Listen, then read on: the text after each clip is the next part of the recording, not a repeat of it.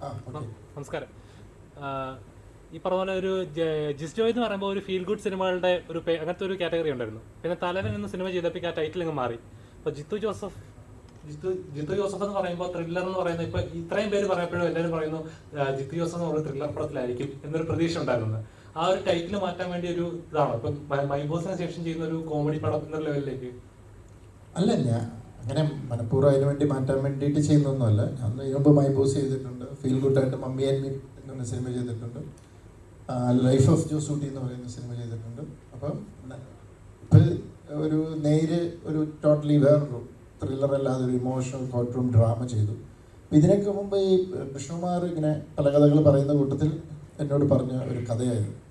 അപ്പോൾ അതിൻ്റെ സ്ക്രിപ്റ്റ് റെഡിയായിട്ട് വന്നു. സ്വാഭാവികമായിട്ടും എന്നെ അത് അട്രാക്ട് ചെയ്യാനുള്ള മെയിൻ കാരണം അതൊരു ഹ്യൂമർ ബേസ്ഡ് ഫൺ സിനിമയായത് തന്നെയാണ്.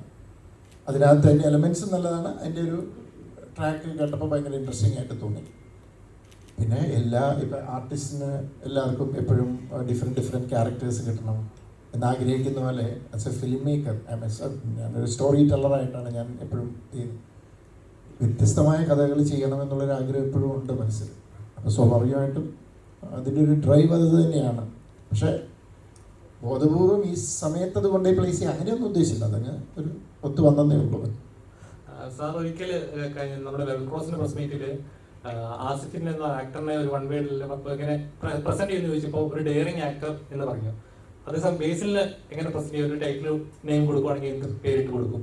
ബേസിലും ഞാനൊരു ക്വാളിറ്റി കാണുന്നുണ്ട്. എനിക്ക് തോന്നുന്നു പുതിയ ജനറേഷൻ പിള്ളേർക്ക് ഒരുമാതിരി എല്ലാവർക്കും തന്നെ അതുണ്ടെന്ന് തോന്നുന്നു. പക്ഷെ എല്ലാവർക്കും ഇല്ല, ചിലർ ഭയങ്കര ഇൻസെക്യൂറാണ്. അപ്പം ബേസിലും ഞങ്ങളുടെ സംസാരത്തിൽ ബേസിലും ചില ടൈപ്പ് ഓഫ് ക്യാരക്ടർ ചെയ്യാൻ താല്പര്യപ്പെടുന്നുണ്ടെന്ന് മനസ്സിലായി. അപ്പം അങ്ങനെ നോക്കുമ്പോൾ എനിക്ക് തോന്നുന്നു ആസിഫും ബേസിലും ഒക്കെ എന്തെങ്കിലും ചെയ്യാനുണ്ടാവണം. ഇവരെ തന്നെ ആസ് ആൻ ആക്ടർ ഞങ്ങൾക്ക് എന്തെങ്കിലും പെർഫോം ചെയ്യാനുണ്ടാവണം. അതെന്ത് വലുത് ചെറുത് അല്ലെ പോസിറ്റീവ് നെഗറ്റീവ് അതൊന്നുമല്ല, പെർഫോം ചെയ്യാനുണ്ടാവണം എന്ന് പറയുന്നതാണ്. അപ്പം ആ ഒരു കാറ്റഗറിയിൽ ഈ പറഞ്ഞ പോലെ ഇതുവരെ ഡയറിങ് അറ്റംപ്റ്റ് എടുത്തിട്ടില്ല. പക്ഷേ ഇത് എടുക്കും ഭാവിയിൽ എന്നെനിക്ക് നല്ല വിശ്വാസമുണ്ട്.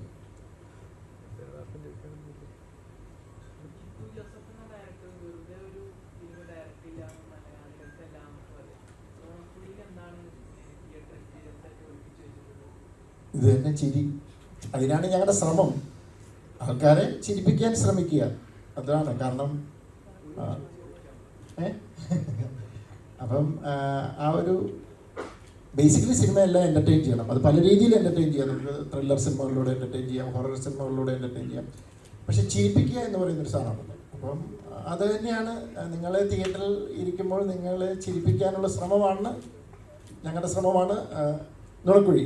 അത് എന്താ പറയുക, അത് ഇതായോ എന്ന് എന്താ പറയുക, അത് ഫുൾഫിൽഡ് ആയോ എന്നുള്ളത് തീരുമാനിക്കേണ്ടത് നിങ്ങളുടെ റെസ്പോൺസ് വരുമ്പോഴേ ഞങ്ങൾക്ക് ഇതിന് ഒരു ഇത് കിട്ടുള്ളൂ. ഇപ്പം ഞങ്ങൾക്കെല്ലാവരും കോൺഫിഡൻ്റ് ആണ്, ഞങ്ങളെല്ലാവരും സാറ്റിസ്ഫൈഡ് ആണ്. പക്ഷേ പ്രേക്ഷകരാണ് വിധികർത്താക്കൾ, അവരാണ് തീരുമാനിക്കേണ്ടത്. ഒരു കോമഡി എൻ്റർടൈനർ അതാണ്.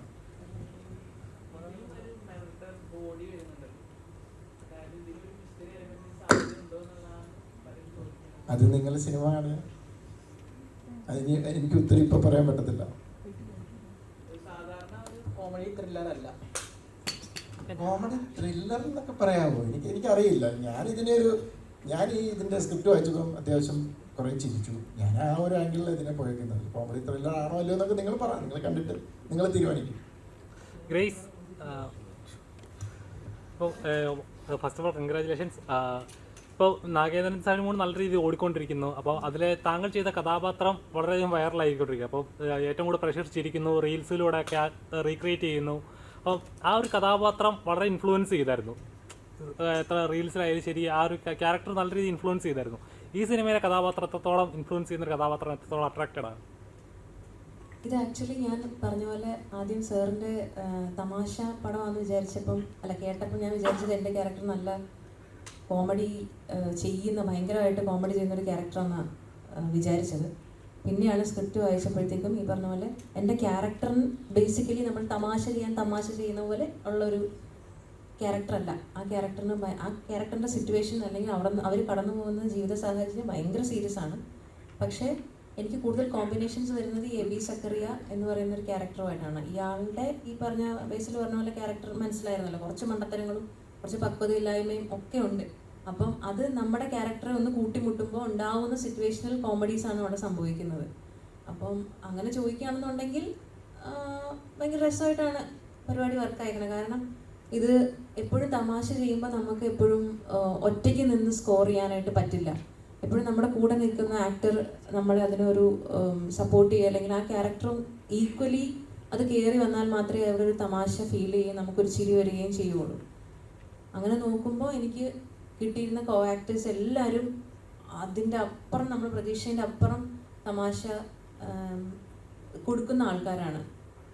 അപ്പോൾ എനിക്ക് ബേസിലിൻ്റെ കൂടെ വർക്ക് ചെയ്തപ്പോൾ എനിക്കത് ഫീൽ ചെയ്തത്. നല്ല കമ്മ്യൂണിക്കേറ്റ് ചെയ്യാൻ ഭയങ്കര എളുപ്പമാണ്.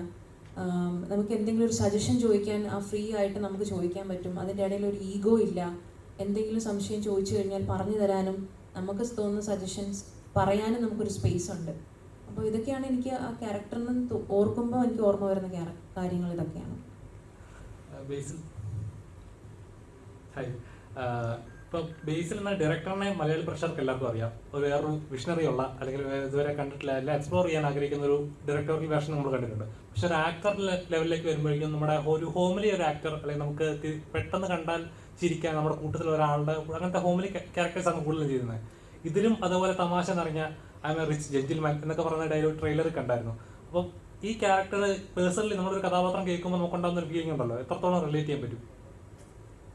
ഇല്ല, ക്യാരക്ടറിനെ കുറിച്ച് ഞാൻ ആദ്യം പറഞ്ഞ ഡിസ്ക്രിപ്ഷനൊക്കെ തന്നെയാണ്. നമുക്ക് ഇപ്പം ഞാൻ പറഞ്ഞതിലൊരു റിലേറ്റ് ചെയ്യാൻ പറ്റുന്ന ഒരു റിലേറ്റബിൾ അല്ലേ ആ ക്യാരക്ടർ. കുറച്ചുകൂടെ നമ്മളെപ്പോലെയൊക്കെ കുറച്ച് കാശൊക്കെ ഉണ്ടെന്നേ ഉള്ളൂ, പക്ഷേ ബേസിക്കലി നമ്മളെപ്പോലൊക്കെ ഉള്ള വളരെ റെഗുലറായിട്ടുള്ള ഒരാൾ തന്നെയാണ്. അയാളുടെ സിറ്റുവേഷൻ അതിലും റിലേറ്റബിൾ ആയിരിക്കും മിക്കവാറും. അയാളുടെ സാഹചര്യം സിനിമ കാണുമ്പോൾ മനസ്സിലാവും. അപ്പോൾ അത് ഭയങ്കര റിലേറ്റബിൾ ആയിരിക്കും. അപ്പോൾ അതൊക്കെ കൂടെ വരുമ്പോഴാണ് ഇത് വീണ്ടും ആ ഒരു റെഗുലർ സിനിമ തന്നെയാണ്.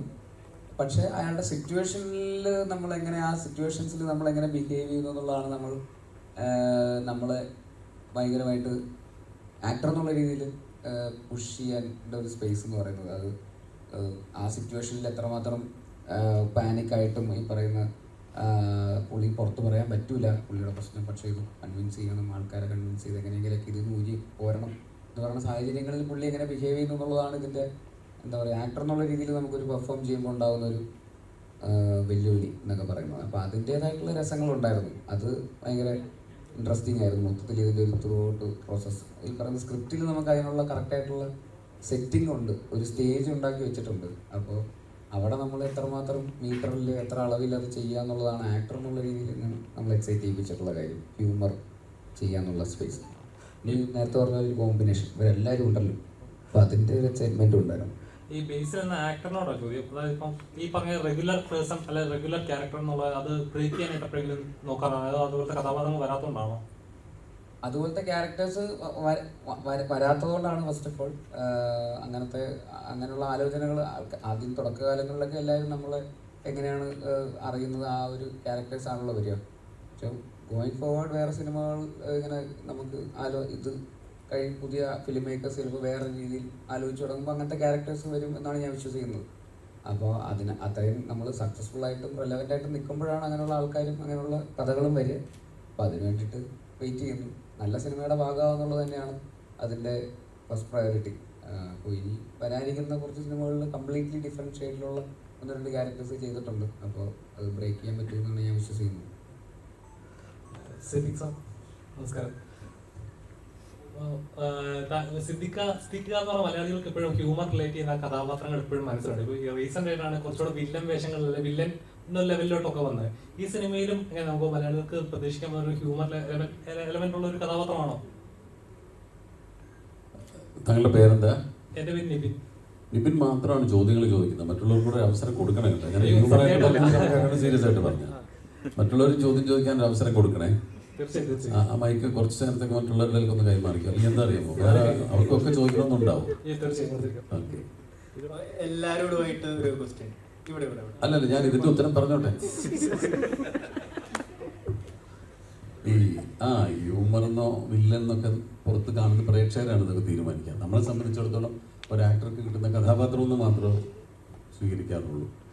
ചിലർ ചോദിക്കും ഇങ്ങനെ വില്ലനായിട്ട് അഭിനയിക്കുന്നത്. വില്ലൊന്നൊന്നുമില്ല, നമ്മളെ വിചാരം നമ്മളാണ് നായകൻ. പുറത്തൊരാൾ നിൽക്കുന്നുണ്ടാവും, ചിലപ്പോൾ അയാളായിരിക്കും നായകൻ. ഒരു കഥാപാത്രത്തെ കിട്ടിക്കഴിഞ്ഞാൽ ആ കഥാപാത്രത്തെ ഏറ്റവും നന്നാക്കുക എന്നുള്ളത് മാത്രമേ ഉള്ളൂ ഓരോ ആക്ടറും ശ്രദ്ധിക്കുന്നത്. അല്ലാണ്ട് ഞാനിതിനകത്ത് ഹ്യൂമറാണ്, ഞാനിതിനകത്ത് വില്ലനാണ്, ഞാൻ നായകനാണ്, അങ്ങനെ ആരും ചിന്തിക്കാറില്ല. ആ സമയത്ത് ഒരു സെൻട്രൽ ക്യാരക്ടർ ചെയ്യുന്ന ആൾക്ക് കുറച്ചുകൂടെ ഉത്തരവാദിത്വം കൂടുതലുണ്ടാവും. ആ സിനിമയുടെ സക്സസിനും ഫെയിലിയറും ഒക്കെ ആ ആക്ടറെ ആശ്രയിച്ചിരിക്കുന്നതുകൊണ്ട് അദ്ദേഹത്തിന് കുറച്ചുകൂടെ ഉത്തരവാദിത്വം കൂടുതലുണ്ടാവുമെന്ന് മാത്രമേ ഉള്ളൂ. ബാക്കി ഞങ്ങളുടെയൊക്കെ ഒരു ആറ്റിറ്റ്യൂഡ് എന്ന് പറയുന്നത് നമ്മൾ കിട്ടുന്ന കഥാപാത്രത്തെ ഏറ്റവും നന്നാക്കുക. കഥാപാത്രം ഹ്യൂമറാണ് ആവശ്യപ്പെടുന്നതെങ്കിൽ ഹ്യൂമർ ചെയ്യുക, അത് നെഗറ്റിവിറ്റിയാണ് പറയുന്നതെങ്കിൽ അങ്ങനെ ചെയ്യാമെന്നൊക്കെ ഉള്ളതെന്നല്ലാതെ ഞങ്ങളങ്ങനെ ഡിഫറൻഷ്യേറ്റ് ചെയ്യാറില്ല എന്നുള്ളതാണ് സത്യം.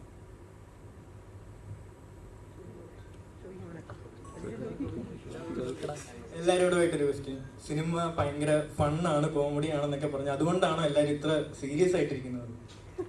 അതല്ല, ഉച്ചയ്ക്ക് ഭക്ഷണം കഴിച്ചിട്ട് നല്ല ഉറക്കം വരുന്നുണ്ട് എല്ലാവർക്കും. സീരിയസ്നെസ് അല്ല, എല്ലാം നല്ല ഉറക്കം തൂങ്ങുക. അതുകൊണ്ടാണ് ആർക്കും ഒരു സീരിയസ്നെസ്. എല്ലാവരും വളരെ ഫണ്ണായിട്ട് തന്നെയാണ് ഇരിക്കുന്നത്. ഞങ്ങൾ തിരിച്ചാണ് അങ്ങോട്ട് ചോദിക്കണമെന്നിരിക്കുന്നത്, നിങ്ങളെന്താ എല്ലാവരും മിണ്ടാതെ ഇങ്ങനെ ഇരിക്കുന്ന? ഒരു എന്താ അദ്ദേഹത്തിൻ്റെ പേര് പറഞ്ഞാൽ നിപിൻ, അദ്ദേഹം മാത്രം ചോദിക്കുന്നത് എന്തുകൊണ്ടാണെന്ന് ഞാൻ ചോദിച്ചതുപോലെ അതാ ഞങ്ങൾക്ക് തോന്നിയത് തിരിച്ചാണ്. അല്ല, ബേസിലായിട്ടാണെങ്കിൽ മാത്രം ആദ്യം ഇത്തിരി കോമഡി പറയാൻ നോക്കി, അതാണെങ്കിൽ വർക്കായത്.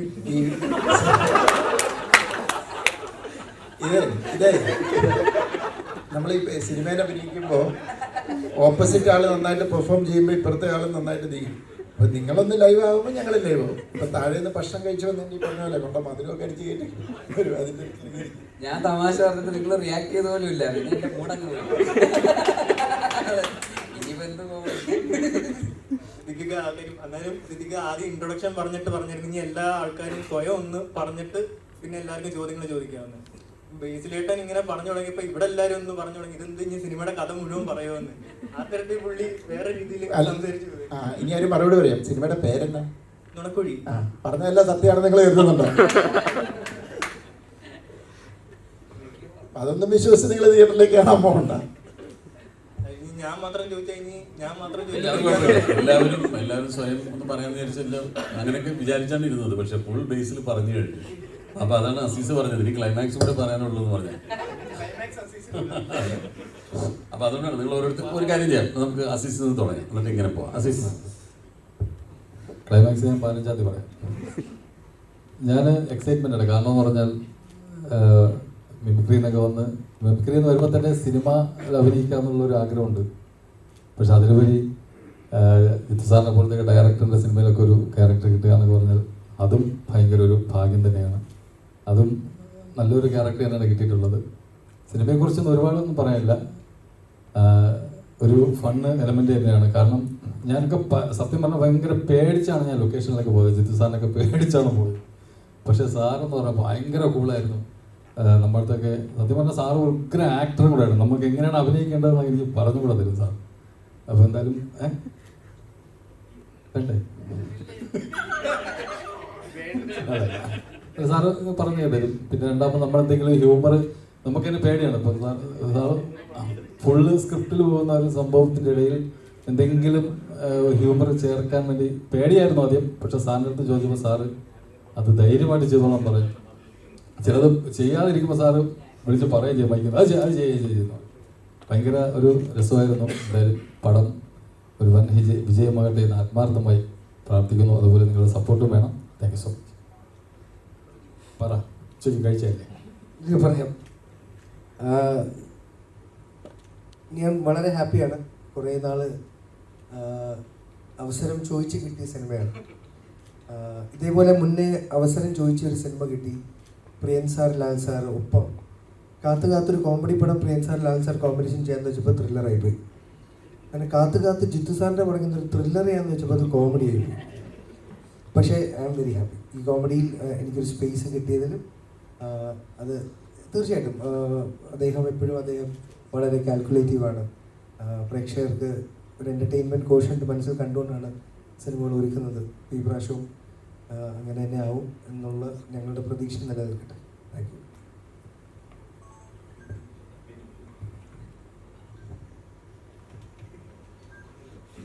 എല്ലാവർക്കും നമസ്കാരം. ചോദിക്കാണ്ട് കിട്ടിയ അവസരമാണ് എനിക്ക് ഈ സിനിമയിൽ. അപ്പോൾ ജീതു സാറ് വിളിച്ചപ്പോൾ ഞാൻ ഇപ്പം ബേസിലും ഗ്രേസും പറഞ്ഞ മാതിരി ആദ്യം പോലീസായിരിക്കുമോ ഒരു സംശയം ഉണ്ടായിരുന്നു. പക്ഷേ ഒരു ഫിലിം പ്രൊഡ്യൂസറാണ് ഈ സിനിമയിൽ. പിന്നെ എൻ്റെ നായകൻ എന്ന് പറയുന്നത് മനോജേട്ടനാണ്. മനോജേട്ടൻ ഇതിലൊരു സിനിമ നടനായിട്ടാണ്. അപ്പം ആ നടന് വേണ്ടി ഒരു ഫിലിം പ്രൊഡ്യൂസ് ചെയ്യുന്ന ഒരു പ്രൊഡ്യൂസറായിട്ടാണ് ഞാൻ ഈ പടത്തിൽ അഭിനയിക്കുന്നത്. പിന്നെ ഗ്രേസും ബേസിലൊക്കെ ആയിട്ടാണ് കോമ്പിനേഷൻ ഉള്ളത്. സിദ്ദിഖിയായിട്ടാണ് ഏറ്റവും കൂടുതലുള്ളത്. പിന്നെ ഇവരൊക്കെ പറഞ്ഞു തന്നെ എല്ലാവരും തിയേറ്ററിൽ പോയി പടം കാണാൻ വിജയിപ്പിക്കും. Thank you. ചേട്ടാ, എനിക്കൊരു ചോദ്യമുണ്ട്. ഒരു തുണ്ടുപടത്തിൽ താങ്കളായിരുന്നു ഹീറോ, ഇദ്ദേഹമായിരുന്നു ഡയറക്ടർ. പിന്നീട് തിരയിൽ ഇദ്ദേഹം അസിസ്റ്റന്റ് ഡയറക്ടറായിട്ട് വന്നു. വർഷങ്ങൾക്ക് ഇപ്പുറം ഇദ്ദേഹം ഹീറോ ആയി ഈ നുണക്കുടി വരെ എത്തിയിരിക്കുന്നു. ഡയറക്റ്റ് ചെയ്തു. ഒരു കോ ആക്ടർ എന്ന രീതിയിൽ ഇദ്ദേഹത്തിന്റെ കരിയറിൽ ഈ അത്ഭുതകരമായ വളർച്ച എങ്ങനെ നോക്കി കാണുന്നു? ഈ അടുത്തൊരു ഇന്റർവ്യൂവിൽ പറഞ്ഞായിരുന്നു, അതൊന്നും ഞാനങ്ങനെ പൊതുവെ അളക്കുന്നല്ല. പക്ഷെ വളരെ നമ്മളെ ഒരാൾ അട്രാക്ട് ചെയ്യുന്ന പറയില്ലേ, ചില ആക്ടേഴ്സിന് ആ പവർ ഉണ്ട്. തീർച്ചയായിട്ടും നമ്മളുടെ ലെജൻഡറി ആക്ടേഴ്സ് ഇപ്പോൾ ഇവിടെ ഇരിക്കുന്നതിൽ ഉൾപ്പെടെ നമുക്ക് ആ പവർ ഫീൽ ചെയ്യുന്നത് പ്രേക്ഷകരായ നമുക്ക്. ആ ഒരു മാഗ്നറ്റിക് പുള്ള് ബേസിൽ സ്ക്രീനിൽ വരുമ്പോൾ എനിക്ക് ഫീൽ ചെയ്യാം. ബേസിൽ പല സമയത്ത് എന്നോട് അദ്ദേഹത്തിൻ്റെ ചോയ്സുകളിൽ റെപ്പറ്റീഷൻ ഉണ്ടോ എന്നൊക്കെ ഉള്ളൊരു ഇൻസെക്യൂരിറ്റി അല്ല, കൺസേൺ. അത് ഏതൊരു ആക്ടർക്കും വേണമല്ലോ. പക്ഷെ ഞാൻ വളരെ കൃത്യമായിട്ട് പറയുന്നത്, ജാനേമനിലെ ജോയ്മോനും ജയഹയിലെ രാജേഷും പാൽത്തു വരുമ്പോഴും എല്ലാത്തിനും ടോട്ടാലിറ്റി നോക്കുമ്പോൾ വേറൊരാളാണ്. തീർച്ചയായിട്ടും നുണക്കുഴി വരുമ്പോഴും എബി എന്ന് പറഞ്ഞ ആളും വേറെ തന്നെ ആയിരിക്കും. ഞാൻ സിനിമ കണ്ടിട്ടില്ല. ഞാൻ വളരെ ആസ്വദിക്കുന്ന, ഇപ്പോൾ എല്ലാ പ്രേക്ഷകർക്കും മലയാളികൾക്കും ഉള്ളൊരു സന്തോഷമുണ്ടല്ലോ, ബേസിലിനെ കാണുമ്പം ആ ചിരി കേൾക്കുമ്പോൾ നമുക്ക് ചിരിക്കാൻ തോന്നും. അത് അങ്ങനെ തന്നെ ഉണ്ടാവട്ടെ. സിദ്ദിഖ്, റൈറ്റർ KK അദ്ദേഹം ആദ്യം പറഞ്ഞു 90കളിൽ കോമഡി വളരെ നന്നായി ചെയ്തിരുന്ന ഒരു ആക്ടറാണ് താങ്കൾ. അപ്പോൾ ജഗദീഷ് ചേട്ടൻ്റെ എക്സ്പീരിയൻസ്ഡ് ആയിട്ടുള്ള ഒരുപാട് ആക്ടറുകൂടെ നന്നായിട്ട് അഭിനയിച്ച താങ്കൾ ഈ പുതിയ ജനറേഷനിലുള്ള ആൾക്കാരുടെ കൂടെ അഭിനയിക്കുമ്പോൾ എന്ത് തോന്നുന്നു? പിടിച്ചു നിൽക്കാൻ വലിയ പ്രയാസമാണ്.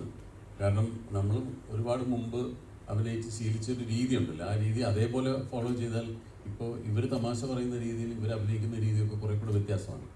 അപ്പോൾ നമ്മൾ അവരുടെ കൂടെ അതേപോലെ നിന്നില്ലെങ്കിൽ നമ്മൾ ഔട്ട്ഡേറ്റഡ് ആയിരിക്കും. നിങ്ങൾ പ്രേക്ഷകൻ സിനിമ കാണുമ്പോൾ ഒരു വിഭാഗം ആളുകൾ അഭിനയിക്കുന്ന ഒരു ഈസിനെസ്സോ അല്ലെങ്കിൽ അവരുടെ ആ ഒരു ആക്ടിങ്ങിൻ്റെ ഒരു പാറ്റേണോ അല്ല വേറൊരാൾ കുറച്ച് നാടകീയമായിട്ട് അതല്ലെങ്കിൽ വേറൊരു രീതിയിൽ ചെയ്യുന്നു എന്ന് തോന്നുമ്പോൾ ഞാനൊരു ഏലിയൻ ഫീൽ വരും. അപ്പോൾ ഞാൻ ഔട്ട്ഡേറ്റഡ് ആവും. അപ്പോൾ ഞാൻ എപ്പോഴും ശ്രമിക്കുന്നത് കറണ്ട് ആയിരിക്കാനാണ്, ഇവരോടൊപ്പം അപ്ഡേറ്റഡ് ആയിട്ടിരിക്കാനാണ് ഞാൻ എപ്പോഴും ശ്രദ്ധിക്കുക.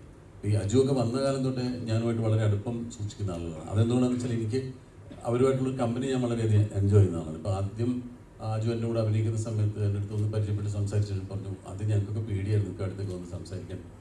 അവരെപ്പോഴും അങ്ങനെ മാറി നിൽക്കും. അത് അവരുടെ ഒരു മടികൊണ്ടാണ്. ഇപ്പം ഞാൻ ആദ്യം സിനിമയിൽ അഭിനയിക്കാൻ വന്ന സമയത്ത് എൻ്റെ സീനിയർ ആക്ടേഴ്സിൻ്റെ അടുത്ത് എനിക്കും ചെന്ന് സംസാരിക്കാൻ ഭയമാണ്. കാരണം നമ്മൾ സിനിമയ്ക്ക് പുറത്ത് നിന്ന് ഇവരെ നടീനടന്മാരായിട്ട് കണ്ടിട്ടുള്ള ആളുകളാണ്. അപ്പോൾ അവരോട് എപ്പോഴും ഒരു ആരാധനയും ബഹുമാനവും കൂടും.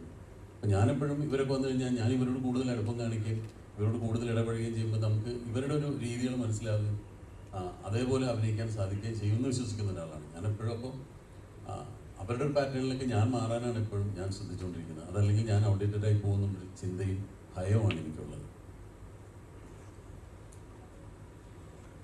സിദ്ദിഖ് സാർ,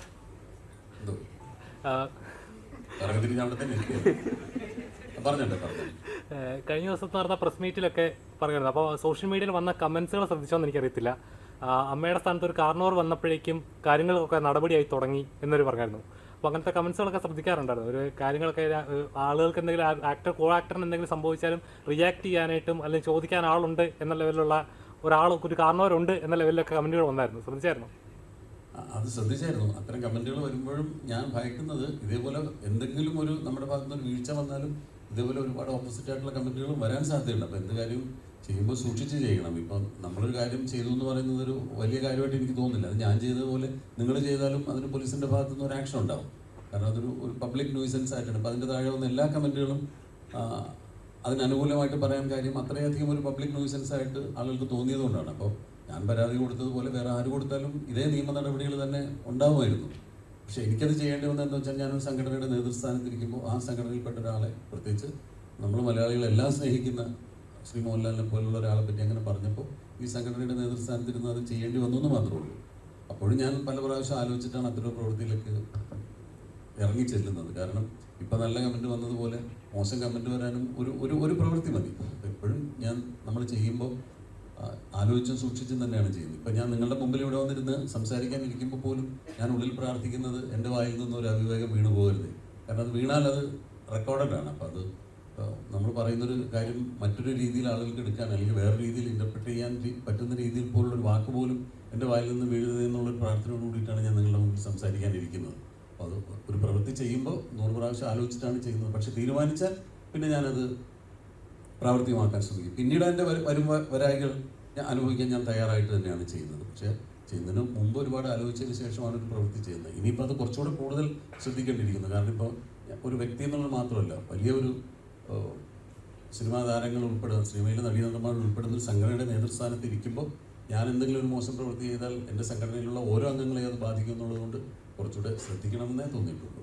അതുപോലെ തന്നെ ഇപ്പോൾ മലയാള സിനിമ നല്ല രീതിയിൽ വളർന്നുകൊണ്ടിരിക്കുന്ന സമയമാണ്. അതേ നല്ലതെന്ന് പറയുമ്പോൾ അതിന് ഒരു മോശം വശമുണ്ട്. ഇടയ്ക്ക് ഒരു റിവ്യൂസ് ആയിരുന്നു വിഷയമെങ്കിൽ ഇപ്പോൾ കഴിഞ്ഞ ദിവസം അനൂപ് സാർ ഒരു സ്റ്റേറ്റ്മെൻറ്റ് പറഞ്ഞായിരുന്നു. അദ്ദേഹത്തിൻ്റെ പടം ബുക്ക് മൈ ഷോയിൽ ഫുൾ ടിക്കറ്റുകൾ ഉണ്ടായിട്ടും തിയേറ്ററിൽ ചെന്ന് നോക്കുമ്പോൾ 12 പേരെ ഉണ്ടായിരുന്നുള്ളത്. ഏജൻറ്റുമാർ അങ്ങനത്തെ കുറേ മിഡിലിൽ നിൽക്കുന്ന ആളുകൾ കുറേ കാശ് മേടിക്കുന്നു. അപ്പോൾ ഇങ്ങനെ മലയാള സിനിമ ഒരു സൈഡിൽ നന്നായിട്ട് പോകുമ്പോൾ മറ്റൊരു സൈഡിൽ നശിപ്പിച്ചുകൊണ്ടിരിക്കുകയാണ്. ശരിക്കും അങ്ങനെ ഉണ്ടെന്ന് വിശ്വസിക്കുന്നുണ്ടോ? എനിക്കതിൻ്റെ ഒരു സ്റ്റാറ്റിസ്റ്റിക്സിനെ പറ്റിയിട്ട് വലിയൊരു ഗ്രാഹ്യമില്ല. ഞാനത് അത്ര ആഴത്തിൽ അതിനെപ്പറ്റി പഠിച്ചിട്ടില്ല. ഇപ്പോൾ ഈ ബുക്ക് മൈ ഷോയിൽ ടിക്കറ്റ് ബുക്ക് ചെയ്തിട്ടും പൊതുവെ തിയേറ്ററുകാർ പറയാറുണ്ട് ഇങ്ങനെ ബുക്ക് മൈ ഷോയിൽ ചിലപ്പം 60-70 ടിക്കറ്റുകൾ പോയിട്ടുണ്ടാവും, പക്ഷേ തിയേറ്ററിൽ ആളുകൾ കാണാൻ കുറവാണെന്നൊക്കെ തിയേറ്ററുകാർ പറയുന്നുണ്ട്. അതിൻ്റെ നിജസ്ഥിതി എന്താണെന്നും കൃത്യമായിട്ട് എനിക്ക് അറിവില്ല. പക്ഷേ എന്നാലും നമ്മൾ നേരത്തെ പറഞ്ഞതുപോലെ സിനിമ വളർന്നുകൊണ്ടിരിക്കുന്ന ഒരു സമയമാണ്. നല്ല നല്ല സിനിമകൾ ഒരുപാട് ഉണ്ടാവും. ഒരു നല്ല സിനിമ തിയേറ്ററിൽ വന്നു കഴിഞ്ഞാൽ അതിനിപ്പോൾ ഒരു പ്രീ പബ്ലിസിറ്റി ഇല്ലെങ്കിലോ ഒന്നും അതിന് സിനിമയെ ബാധിക്കില്ല. ആ സിനിമ അർഹിക്കുന്ന പ്രാധാന്യത്തോടുകൂടി അതല്ലെങ്കിൽ അർഹിക്കുന്ന വിജയം അത് കിട്ടുമെന്ന് വിശ്വസിക്കുന്ന ഒരാളാണ് ഞാൻ. ഇപ്പോൾ ഈ നേരത്തെ പറഞ്ഞ ജാനമൻ എന്ന് പറയുന്ന സിനിമ, ആ സിനിമ ഇറങ്ങിയെന്നാണ് ഞാൻ അങ്ങനത്തെ ഒരു സിനിമ ഉണ്ടെന്നുള്ളത് അറിയുന്നത്. ഞാൻ അതിനു മുമ്പ് അതിൻ്റെ ഒരു പ്രീ പബ്ലിസിറ്റിയെ കുറിച്ചൊന്നും ഞാൻ ബോധവാനായിരുന്നില്ല. പക്ഷേ ആ സിനിമ ഇറങ്ങി അതിനെപ്പറ്റി ജാനമൻ ആ സിനിമ ഇറങ്ങി അതിന് കിട്ടിയ അഭിപ്രായം കൊണ്ടത് വളർന്നു കയറി വന്നു. രോമാഞ്ചം എല്ലാം അങ്ങനെയാണ്. ഇപ്പോൾ ആവേശം എന്ന് പറയുന്ന സിനിമ കുറേ നാളായ അതിൻ്റെ ഷൂട്ടിങ്ങിനെ പറ്റി നമ്മൾ കേൾക്കുന്നുണ്ട്. പക്ഷേ തിയേറ്ററിൽ വന്നിട്ട് ആ സിനിമ ഉണ്ടാക്കുന്ന ഒരു ഇമ്പാക്റ്റ് അത് തന്നെയാണ് സിനിമയുടെ അൾട്ടിമേറ്റ് വിജയമെന്ന് വിശ്വസിക്കുന്ന ഒരാളാണ്. അതല്ലാതെ ബുക്ക് മൈ ഷോയിലെ റേറ്റിങ്ങോ അതൊക്കെ നമുക്ക് എവിടെയെങ്കിലും പറയാം എന്നല്ലാതെ അതല്ല. ജനങ്ങൾ തീരുമാനിക്കും. അവർ നിഷ്പക്ഷരാണ്. നല്ല സിനിമ കണ്ട കൈയടിക്കുക, മോശം സിനിമ കണ്ട പോവുകയും ചെയ്യും. അതിനവർക്കിനി അവർ വേറൊന്നും ഒരു ക്രൈറ്റീരിയ ആയിട്ട് എടുക്കാറില്ല. അവരെ രസിപ്പിക്കുന്ന സിനിമകൾക്ക് കൈയടിക്കുക, മോശം സിനിമകൾക്ക് അവർ പോകും. അപ്പോൾ അത് മാത്രമാണ് ഞങ്ങളെപ്പോഴും കീനായിട്ട് വാച്ച് ചെയ്യാൻ ശ്രമിക്കുന്നത്. മറ്റ് റെക്കോർഡ്സോ സ്റ്റാറ്റിസ്റ്റിക്സോ ഞങ്ങൾ അത്രയധികം ശ്രദ്ധിക്കാറില്ല എന്നുള്ളതാണ് സത്യം.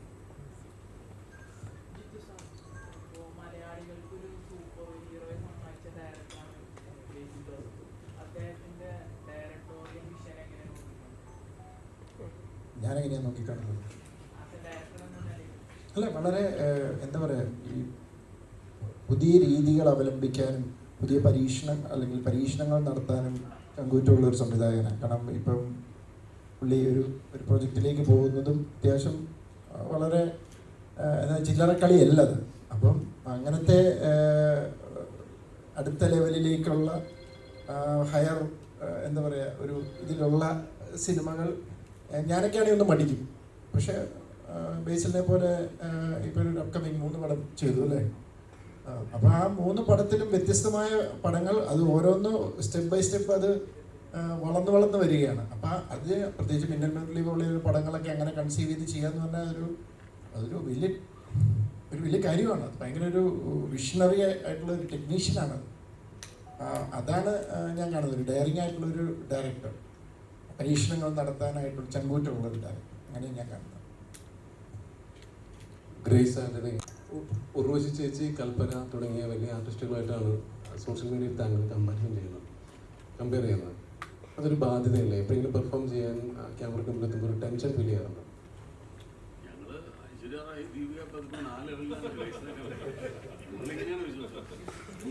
പെർഫോമൻസ് എനിക്കതിൽ കൂടുതലൊന്നും പറയാനില്ല. കാരണം എല്ലാവരും ഇത് ചോദിക്കുമ്പോൾ അതിനുള്ള മറുപടി ഓൾറെഡി ഞാൻ പറഞ്ഞു.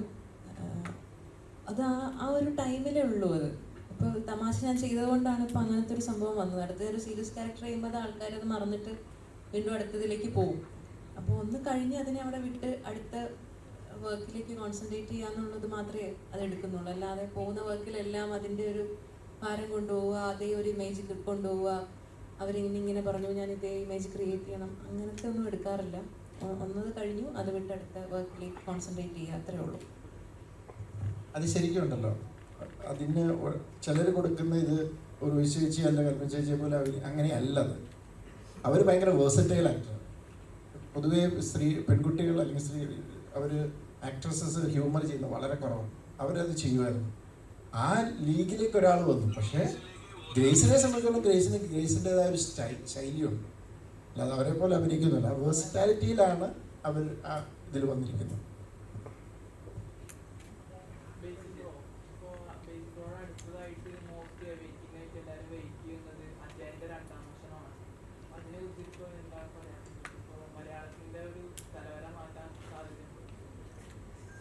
നുണക്കുഴി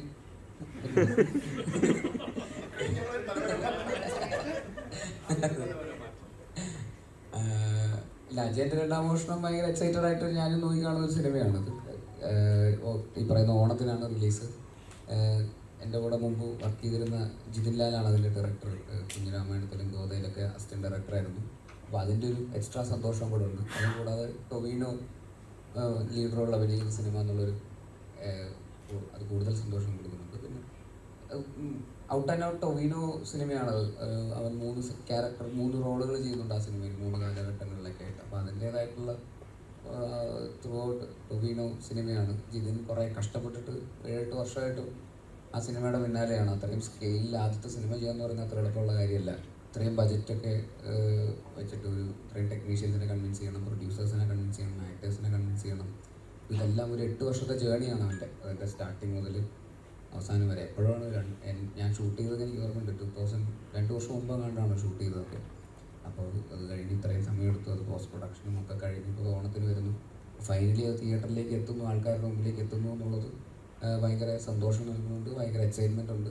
ആ സിനിമ ഈ പറയുന്ന പോലെ അതിൻ്റെ VFXും അതിൻ്റെ സ്കെയിലും ആക്ഷനും ഒക്കെ ആയിട്ട് അതിനൊരു വലിപ്പമുണ്ട്. അത് തലവര മാറ്റുമോ എന്നുള്ള കാര്യം നമുക്ക് സിനിമ ഇറങ്ങി കഴിയുമ്പോഴേ അറിയുള്ളൂ. പക്ഷേ അവർ അതിൻ്റേതായിട്ടുള്ള ഹോംവർക്ക് ചെയ്ത് അതിനനുസരിച്ചുള്ള ഒരു എഫേർട്ട് അവരിട്ടിട്ടുണ്ട്. അപ്പോൾ ആ എഫേർട്ട് സത്യസന്ധമാണെങ്കിൽ അതിനനുസരിച്ചിട്ടുള്ള റിസൾട്ട് അവർക്ക് കിട്ടും എന്ന് തന്നെയാണ് നമ്മൾ വിശ്വസിക്കുന്നത്.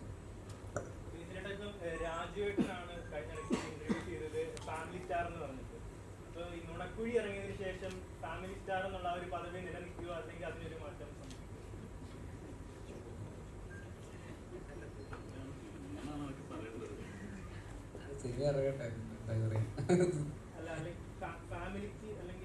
ഫാമിലി സിനിമയാണ്.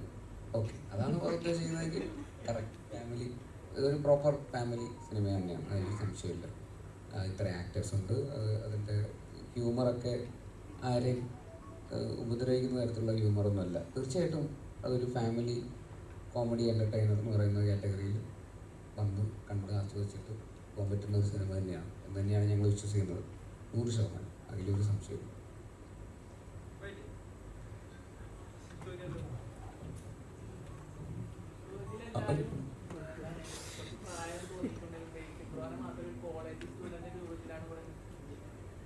ബാക്കിയുള്ള എല്ലാവർക്കും നല്ല പ്രായമുണ്ട് പോലെ ബേസിലും അത്ര പ്രായമില്ലാത്ത.